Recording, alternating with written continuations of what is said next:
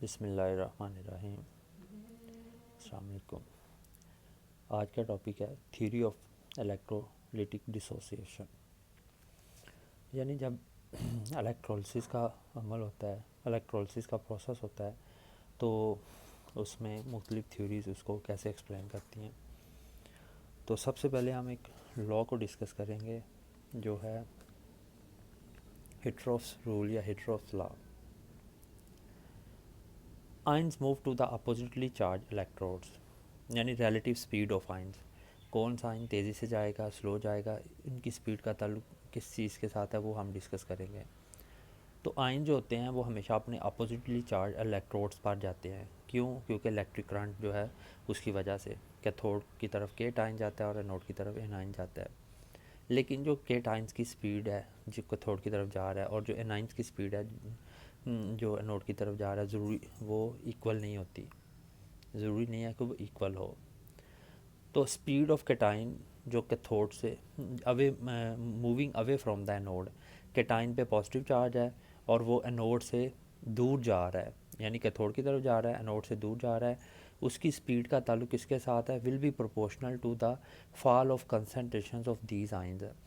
जितनी कम मिकदार रह जाएगी इन आइंस की एनोड पर, उतने ही ज़्यादा केटाइन जल्दी जाएंगे कैथोड की तरफ। इसी तरह स्पीड ऑफ एनाइन, जो नेगेटिव आयन है उसकी स्पीड, जो नेगेटिव आयन जो है वो कैथोड नेगेटिव इलेक्ट्रोड से जो दूर जा रहा है उसका ताल्लुक, उसकी स्पीड जो है विल बी वो प्रोपोर्शनल होगी to the fall of concentration. उसकी जो अमाउंट है, उसकी जो मिकदार है एनाइन की कैथोड के इर्द गिर्द, नेगेटिव एंड आयन की नेगेटिव इलेक्ट्रोड के इर्द गिर्द जितनी केटाइन नेगेटिव आयन की अमाउंट कम होती जाएगी उतनी उसकी स्पीड बढ़ती जाएगी एनोड की तरफ।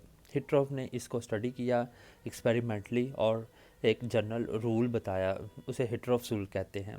हिट्रोफ रूल्स के मुताबिक द लॉस ऑफ कंसंट्रेशन, जितनी मिकदार कम हो जाएगी अराउंड एनी इलेक्ट्रोड के इर्द गिर्द, उतना ही स्पीड के साथ जो आयन है उससे दूर भागेगा। यानी केटाइन के इर्द गिर्द अगर केटाइन्स के इर्द गिर्द कैथोड के इर्द गिर्द अगर केटाइन जो है, कैथोड जो है वो नेगेटिव है और एनाइंस जो हैं वो नेगेटिव हैं, तो एनाइन की कंसंट्रेशन कम हो जाएगी, उतनी ही वो स्पीड के साथ वो एनाइन से दूर एनोड से दूर जाएगा जो केटाइन है। तो इसको हम डायग्राम में भी थोड़ा सा एक्सप्लेन किया हुआ है। तो हम कहेंगे इधर से हमने रूल यही कहा है कि लॉस इन कंसंट्रेशन, जितनी कम कंसंट्रेशन कम होती जाएगी किसी भी इलेक्ट्रोड के अराउंड, उतनी ही ज़्यादा उसकी उस स्पीड बढ़ती जाएगी उससे दूर जाने की।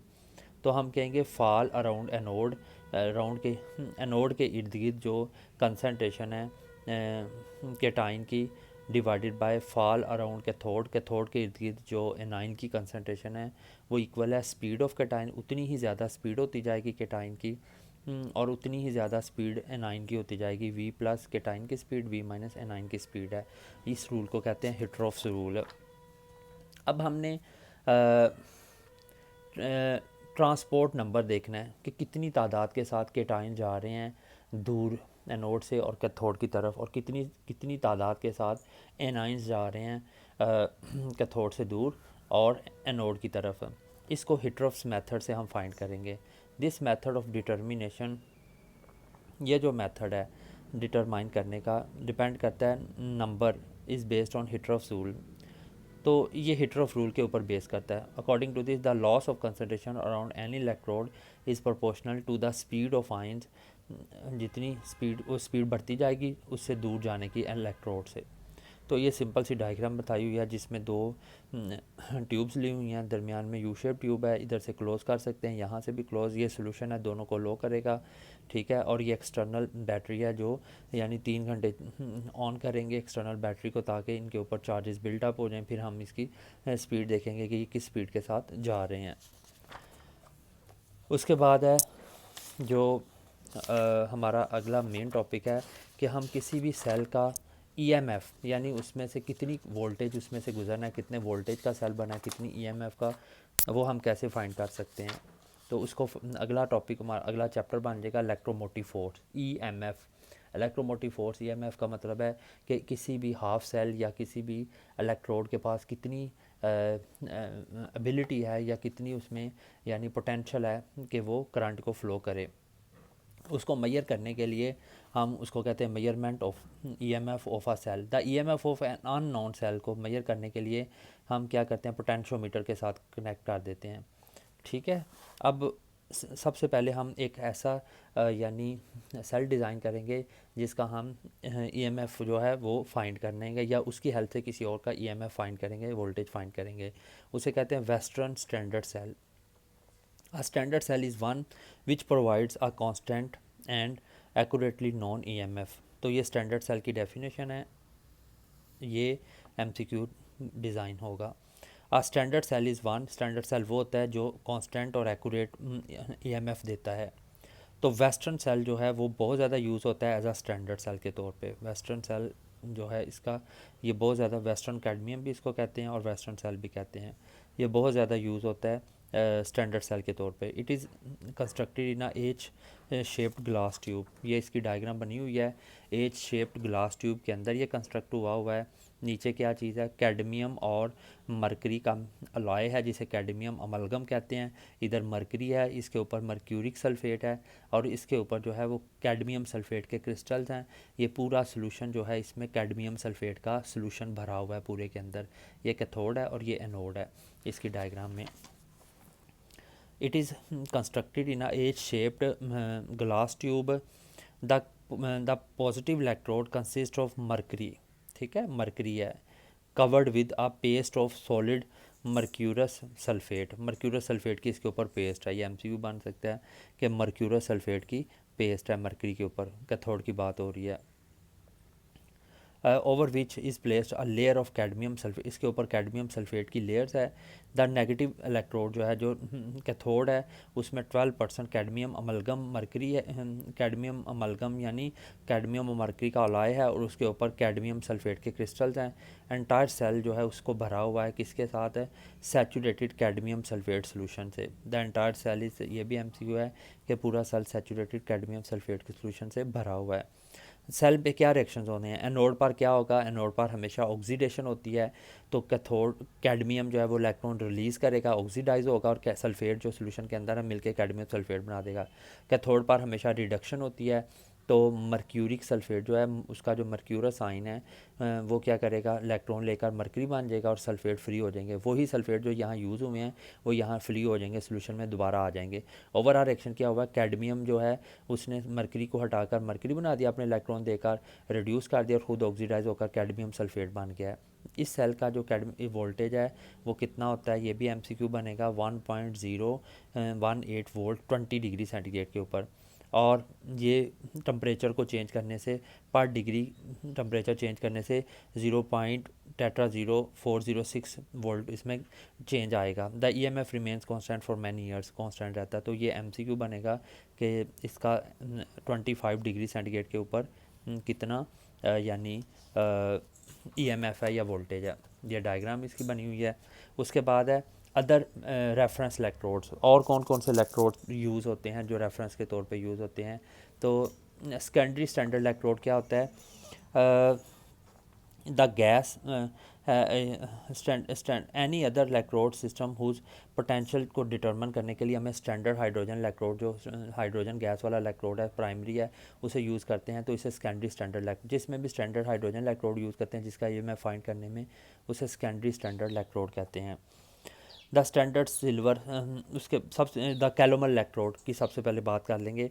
कैलोमल इलेक्ट्रोड क्या है, it is the most commonly used secondary standard electrode है, रेफरेंस है। यानी इसका जो है पहले इसे स्टैंडर्ड करने के लिए स्टैंडर्ड हाइड्रोजन इलेक्ट्रोड को यूज़ करेंगे। जब ये स्टैंडर्डाइज हो जाएगा फिर इसकी मदद से किसी भी और को यूज़ कर सकते हैं, इसको रेफरेंस के तौर पे यूज़ करते हैं। द स्टैंडर्ड कैलोमल इलेक्ट्रोड है जो है SCE, इसमें क्या होता है, वाइड बहुत चौड़ी सी ग्लास ट्यूब होती है और उसकी साइड पे एक छोटी सी ग्लास ट्यूब होती है। इसकी डायग्राम आगे बनी हुई है फिगर 29.14 में। तो ये कैलोमल इलेक्ट्रोड है, एक बड़ी ट्यूब है और उसके साथ एक छोटी ग्लास ट्यूब अटैच है। It is a setup platinum wire, इसमें प्लाटिनम वायर होती है जिसको डिप किया हुआ है दो लिक्विड्स में, mercury covered with a solid mercuric chloride, mercury chloride calomel जिसको कहते हैं। मर्क्यूरी क्लोराइड जो है उस मर्क्यूरस क्लोराइड है। तो प्लाटिनम वायर है, is dipping into liquid mercury में डिप हुई है और उसके इर्द गिर्द क्या है, सॉलिड फॉर्म में मर्क्यूरस क्लोराइड है जिसे कैलमल कहते हैं। ट्यूब इज़ फिल्ड, इस ट्यूब में कितना KCl 1 मोलर KCl सोल्यूशन है, स्टैंडर्ड KCl जिसे कहते हैं। द साइड ट्यूब, जो छोटी ट्यूब साइड पे निकली है उसमें भी KCl सोल्यूशन भरा हुआ है और KCl जो होता है वो सॉल्ट ब्रिज का काम करता है। ये MCQ बनेगा कि साइड ट्यूब ऑफ कैलमल इलेक्ट्रोड में KCl है जो सॉल्ट ब्रिज का काम करता है और कनेक्ट करता है इलेक्ट्रोड को टू एनी अदर इलेक्ट्रोड के साथ, जिसका भी इलेक्ट्रोड पोटेंशियल फाइंड करना है उसके साथ कनेक्ट कर देते हैं इस वाले को। ये इसका फाइंड करना था, इसकी हेल्प से ये स्टैंडर्ड है। द कैलोमल इलेक्ट्रोड को हम ऐसे रिप्रेजेंट करेंगे, यानी इसके अंदर मर्क्यूरस क्लोराइड की फॉर्म में क्लोराइड आइन है, 1 मोलर सोल्यूशन है KCl का। ये Cl नेगेटिव का मतलब है KCl का 1 मोलर सोल्यूशन है और उसमें मर्क्यूरस क्लोराइड भी भरा हुआ है, ये स्लैश और मर्क्यूरस क्लोराइड और मर्करी का बना हुआ है इलेक्ट्रोड, और उस सोल्यूशन किस चीज़ का, क्लोराइड आइन का, KCl का है। हाफ सेल रिएक्शन इसका कैसे होगा, मर्क्यूरस क्लोराइड इलेक्ट्रॉन हमेशा गेन करेगा और मर्करी बन जाएगा और क्लोराइड आइन लैदा हो जाएंगे, यानी रिडक्शन हो जाएगी। और EMF इस सेल का कितना आता है, प्लेटिनम की रॉड है, EMF इस तरह करते हैं, प्लेटिनम है H2/H+ है, यानी ये स्टैंडर्ड हाइड्रोजन इलेक्ट्रोड है, ये है स्टैंडर्ड हाइड्रोजन इलेक्ट्रोड। ये ब्रिज है, सॉल्ट ब्रिज है ये वाला, ये स्टैंडर्ड हाइड्रोजन इलेक्ट्रोड से इसका KCl भरा हुआ है, ठीक है, 1 मोलर, किसके अंदर, मर्क्यूरस क्लोराइड और मरकरी के पेस्ट के अंदर, मरकरी के ऊपर मर्क्यूरस क्लोराइड और उसमें KCl के 1 मोलर सोल्यूशन में है। तो ये स्टैंडर्ड हाइड्रोजन के साथ ये सॉल्ट ब्रिज को इसको जोड़ा ताकि इसका EMF निकालें। इसका EMF जो आता है ये MCQ बनेगा 0.280 आता है प्लस में। द कैलमल इलेक्ट्रोड जो होता है with respect to standard hydrogen electrode, ये स्टैंडर्ड हाइड्रोजन इलेक्ट्रॉन का सिम रिप्रेजेंटेशन है, तो इतना आता है। This mean 0 must be added to any, जब भी हमने इसको यूज़ करना है एज ए स्टैंडर्ड, तो जो भी उसकी वैल्यू आएगी जब इसको किसी और के साथ कनेक्ट करेंगे जिसका फाइंड करना है तो उसको उसमें ऐड कर देंगे, 0.280 को ऐड कर देंगे क्योंकि ये इतना ज़्यादा है। उसके बाद है ग्लास इलेक्ट्रोड। ग्लास इलेक्ट्रोड जो है उसको हम देखेंगे। ग्लास इलेक्ट्रोड ये एक ट्यूब है, ट्यूब के अंदर क्या भरा हुआ है ग्लास इलेक्ट्रोड में, ये है ग्लास इलेक्ट्रोड, फिगर 29.16 है। ग्लास इलेक्ट्रोड में एक ग्लास की ट्यूब है, नीचे पोरस कलर का बल्ब बना हुआ है, इसमें सिल्वर क्लोराइड और सिल्वर वायर जो है उसके साथ हैंग किया हुआ है सिल्वर, और इस सोल्यूशन के अंदर 1 मोलर HCl है, तो सिल्वर क्लोराइड को हैंग किया हुआ है। थिन वाल्ड ग्लास ट्यूब है जो पोरस है। ग्लास इलेक्ट्रोड आ कॉमनली यूज सेकेंडरी स्टैंडर्ड, ये भी सेकेंडरी स्टैंडर्ड इलेक्ट्रोड है, इसे हम ग्लास इलेक्ट्रोड कहते हैं। इसका EMF फाइंड करना है तो हम क्या करते हैं, इसको किसी स्टैंडर्ड हाइड्रोजन इलेक्ट्रोड से या स्टैंडर्ड कैलमल इलेक्ट्रोड से कपल करते हैं तो इसका फाइंड आउट हो सकता है।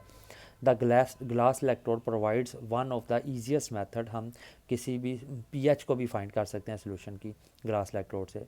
A simple type of glass electrode diagram में ऊपर ये शो किया हुआ है, consist of a glass tube, ये ग्लास ट्यूब है, having a thin walled bulb, नीचे थिन वाल्ड बल्ब है लोअर एंड में। द बल्ब कंटेंट्स, बल्ब के अंदर 1 मोलर HCl सोल्यूशन भरा हुआ है, इस बल्ब के अंदर ये सारा 1 मोलर HCl सोल्यूशन है, और sealed into the glass tube is a silver wire, नीचे सिल्वर वायर इसमें सील की हुई है और उसके नीचे क्या लिखा हुआ है, सिल्वर क्लोराइड जो है वो नीचे कोट उस पर भी हुआ है और नीचे भी हैंग कर रहा है लोअर एंड पे।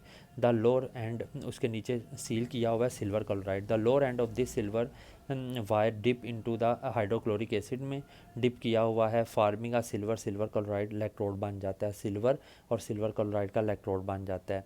द ग्लास इलेक्ट्रोड में भी रिप्रेजेंटेड, सिल्वर को सिल्वर क्लोराइड के अंदर डिप किया हुआ है, वो HCl है ना, तो सिल्वर और सिल्वर क्लोराइड है, सिल्वर की वायर है, नीचे सिल्वर क्लोराइड है और उसको डिप किया हुआ है 1 मोलर HCl सोल्यूशन में, जो, और ये इसका मतलब है कि ये, यानी ये पोरस जो बल्ब है वो है और ये H+ सोल्यूशन है, जिसका टेस्ट सोल्यूशन है, जिसका फाइंड करना है, जिसके अंदर इसको डिप करना है, ये पूरे ग्लास इलेक्ट्रोड को जिस बीकर के अंदर डिप करना है, जिसके अंदर H+ आयन की कंसनट्रेशन देखनी है या pH देखनी है वो है, तो ये पोरोसिटी को शो कर रहा है, बल्ब को शो कर रहा है, और अगला सोल्यूशन जिसके अंदर हमने pH फाइंड करनी है उसको रिप्रेजेंट किया हुआ है। When placed in a solution, ये भी MCQ बन सकता है, जब इसको किसी भी H+ वाले सोल्यूशन में पुट करेंगे तो क्या होगा, potential of glass electrode depend करता है H आयन कितने हैं उस सोल्यूशन में।